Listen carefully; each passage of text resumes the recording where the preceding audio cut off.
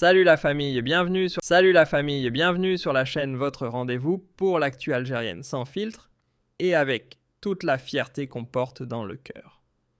Aujourd'hui, 3 news importantes au programme. On va parler recyclage électronique avec le tout premier circuit formel lancé à Alger. Coopération sécuritaire et défense entre l'Algérie et la France. Et une troisième news côté économie qui va vous faire plaisir. Abonne-toi, active la cloche like si fier et on attaque tout de suite. Partie 1, le premier circuit formel de recyclage électronique officiellement lancé à Alger. On attaque avec une excellente nouvelle et elle coche toutes les cases environnement, économie et technologie. Un grand groupe sud-coréen d'électronique en partenariat avec une entreprise algérienne spécialisée dans l'environnement vient de lancer officiellement à Alger le tout premier circuit formel et organisé de recyclage des déchets électroniques en Algérie. C'est une vraie première dans le pays, un projet pionnier qui s'inscrit directement dans la stratégie nationale de transition vers une économie circulaire et de protection de l'environnement. Et quand on regarde ce que comprend concrètement ce circuit, c'est du sérieux. D'abord, un réseau structuré de collecte avec des points de dépôt dans les communes d'Alger et des partenariats avec les grandes surfaces et les entreprises. Ensuite, une usine de traitement équipée de technologies modernes, capable de démonter, trier et recycler tout type d'appareils, téléphones, ordinateurs, télévision, imprimantes, batteries, câbles, tout y passe. Côté récupération, on parle de matières premières précieuses, or argent, cuivre, palladium, lithium, cobalt, plastiques de haute qualité, le tout réinjecté dans l'industrie locale ou exporté. Et pour les composants dangereux, comme le mercure, le plomb et le cadmium, un traitement sécurisé est prévu pour éviter la pollution des sols et des nappes phréatiques. Ce projet, c'est aussi plusieurs centaines d'emplois verts créés, collecte-tri, démantèlement, logistique, ingénierie, avec de la formation pour les jeunes Algériens. Ça commence par la wilaya d'Alger, puis ça va s'étendre progressivement aux grandes villes Oran, Constantine, Annaba. Et il faut savoir que ça répond à un vrai problème. L'Algérie produit chaque année des dizaines de milliers de tonnes de déchets électroniques, souvent jetés n'importe où brûlés, ce qui pollue gravement l'environnement. Là, on a l'expertise internationale en recyclage responsable d'un côté et l'ancrage local algérien de l'autre. C'est un grand pas vers une économie plus verte, plus responsable et créatrice de valeur ajoutée. Partie 2. L'Algérie et la France intensifient leur coopération en sécurité et défense. Deuxième news importante, et on passe dans un domaine sensible, la sécurité et la défense.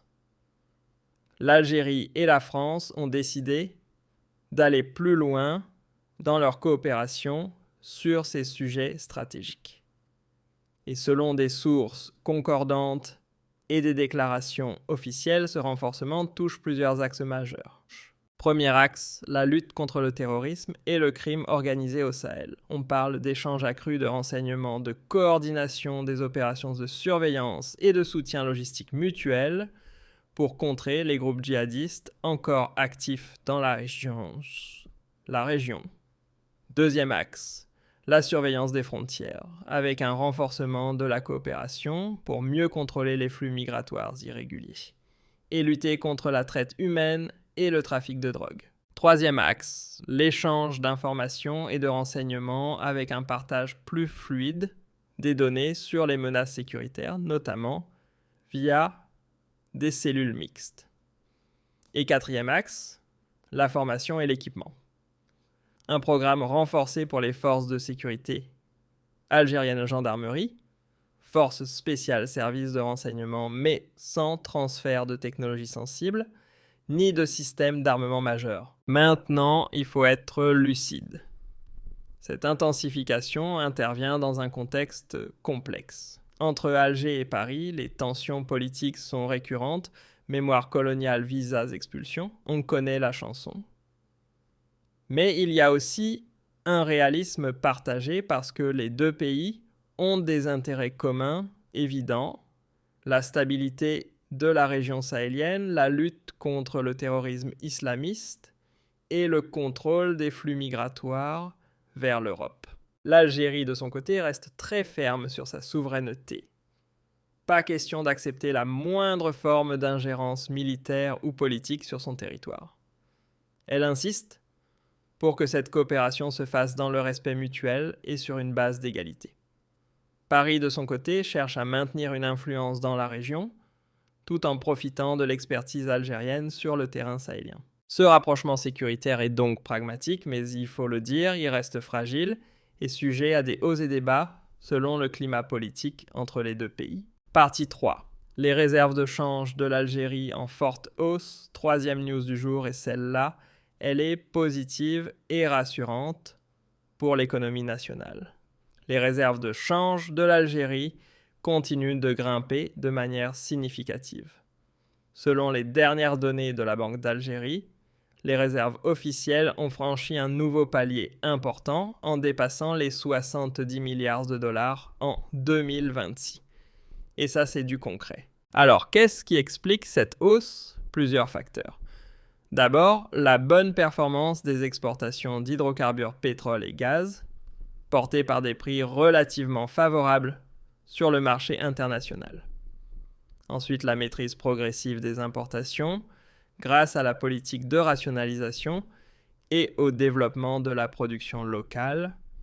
Et enfin, l'augmentation des recettes non hydrocarbures, phosphate, fer, agriculture, ciment et d'autres secteurs qui commencent à peser dans la balance. Mais pourquoi c'est aussi important? Parce que ça change beaucoup de choses concrètement. Ça renforce la stabilité financière du pays et ça protège le dinar contre les chocs externes. Ça donne à l'Algérie une plus grande marge de manœuvre pour financer les grands projets d'infrastructure, les programmes sociaux et les investissements dans la diversification économique. Ça améliore aussi la crédibilité du pays auprès des partenaires internationaux et des institutions financières, comme le FMI ou la BAD. Et surtout, ça réduit la pression sur les finances publiques et ça permet de mieux encaisser d'éventuelles baisses futures des prix du pétrole. Cette augmentation arrive à un moment clé alors que l'Algérie cherche à accélérer sa transition vers une économie moins dépendante des hydrocarbures, tout en maintenant une stabilité macroéconomique solide.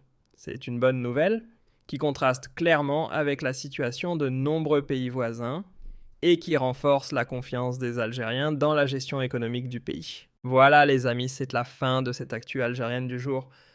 3 nouvelles qui montrent bien la dynamique dans laquelle le pays se trouve en ce moment. Le premier circuit officiel de recyclage électronique lancé à Alger, un grand pas pour l'environnement et l'économie circulaire. L'Algérie et la France qui intensifient leur coopération en matière de sécurité et de défense face aux menaces communes.